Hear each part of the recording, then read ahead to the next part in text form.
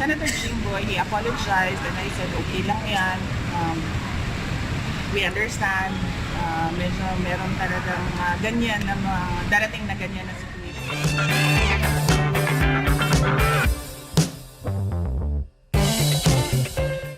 Inulit ko sa kanya, darating din ng panahon, hindi natin alam kung kailan, Diyos lang makakasagot, magkakaayos din yan.